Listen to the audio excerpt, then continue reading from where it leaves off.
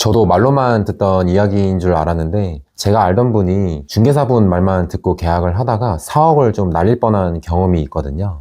여러분, 매매계약서 쓸 때 금액란에다가 인 하지 마세요. 매매계약서 작성할 때 계약일, 중도금, 잔금일만 보시고 그냥 매매계약 체결해본 경험 있으신가요? 오늘은 건물 매매할 때 매매계약서 작성 시 유의할 점 3가지에 대해 좀 알아보는 시간을 가지려고 합니다. 첫 번째는 매매계약서 쓸 때 매매 금액에다가 도장 직인 함부로 하지 마세요. 도장 직인 같은 경우는 매매 금액 마지막에다가 매수자, 매도자 명의 쪽에다가 도장 직인을 하고 매매계약서가 여러 장인 경우에 계약서를 겹쳐서 이 계약서가 맞다는 걸 증명하기 위해 도장을 직인을 하잖아요. 근데 거기 이외에 매매 금액란에다가 도장을 찍으시는 경우가 있으신데, 저희가 매매 금액에다가 도장을 찍는 경우는 원래 계약 당사자끼리 했던 매매 금액이 변경돼서 매매 금액을 작성하는 경우에 원래 매매 금액에다가 도장 직인을 하는 경우가 많잖아요. 계약의 상대방이 그 금액을 지우고 도장 직인 쪽에 변경된 금액을 임의로 적는 경우가 발생을 하거든요. 매도자분이 이제 변심을 하신 거죠. 제가 아는 분도 건물을 매수하시는 과정에서 62억으로 매수를 하시고 매매 금액에다가 도장을 찍으셨거든요. 근데 여기서 문제는 매도자분이 변심을 하신 거예요. 그래서 도장이 찍힌 곳에 66억이라고 새로 쓰신 거죠. 원래 매매 금액이었던 62억에다가는 찍찍 이렇게 두 줄로 그으시고 도장이 찍힌 곳에는 66억이라고 적으신 거죠. 그래서 계약금까지 보냈었는데 이 계약금을 배액 상환을 하냐 마냐 이렇게 실랑이를 하다가 결국 계약금 원금만 받고 계약이 파기가 된 적이 있었습니다. 거의 뭐 매수자분 입장에서는 사기 아닌 사기를 당할 뻔한 적이 있으신 거죠. 계약서 쓸 때 금액란에다가 도장 찍으시면 절대 안 됩니다. 두 번째는 특약란에 잔금 전까지 명도나 내부 실사 등 과정에 적극적으로 협조하겠다는 특약을 한 줄 넣으시는 겁니다. 여기서 내부 실사는 매수자 쪽이 잔금 대출을 위한 감정평가를 진행할 때 협조하겠다는 내용도 포함이 되는 것인데요. 이틀 전에 어떤 일이 있었냐면은 그 가로수길 쪽에 연예인 한 분이 건물을 매수하시는 과정에서 잔금 대출을 위한 감정평가를 제가 진행을 했었는데 내부가 협조가 안 돼서 전부 못 받거든요.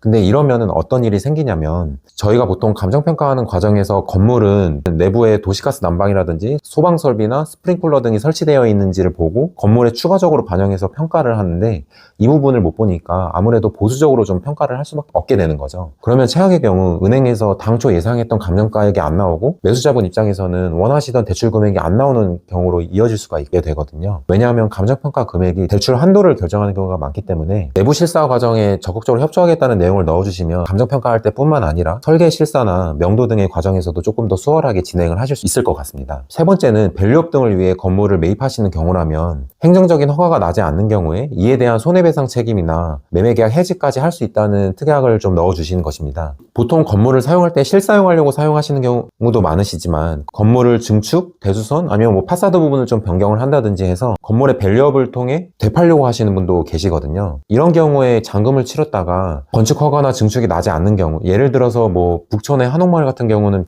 미건직으로 설정이 돼 있으니까 증축 대수선이 나지 않는 경우가 많거든요. 이런 경우에 물론 매수자가 제대로 알아보지 않은 책임도 있겠지만 애초에 계약을 하실 때 이렇게 건물의 변경이 필요한 부분이 있다면 이런 특약 한 줄을 넣어주시는 것도 좋을 것 같습니다. 밸류업을 위해 건물을 샀는데 행정적인 이슈로 인해 건축 허가나 변경이 나지 않으면 건물을 사게 된 의미가 없어지는 거니까 이런 특약사항 한 줄도 좀 넣어주시는 것도 좋을 것 같습니다. 오늘은 건물 매매 계약을 체결하면서 유의할 점 3가지 정도에 대해 같이 한번 알아봤는데요. 결국 거래를 할 때 해당 공인중개사는 거래를 성사시키는 것이 목적이고 매수자나 매도자는 거래를 안전하게 마무리하는 것이 주된 목적 중에 하나잖아요. 이런 내용을 참고해서 거래를 하시면 수월하게 거래를 하시는데 도움이 될 것 같습니다. 기타 건물 매수나 매도 문의가 있으시면 아래 링크로 해서 언제든지 편하게 연락주세요.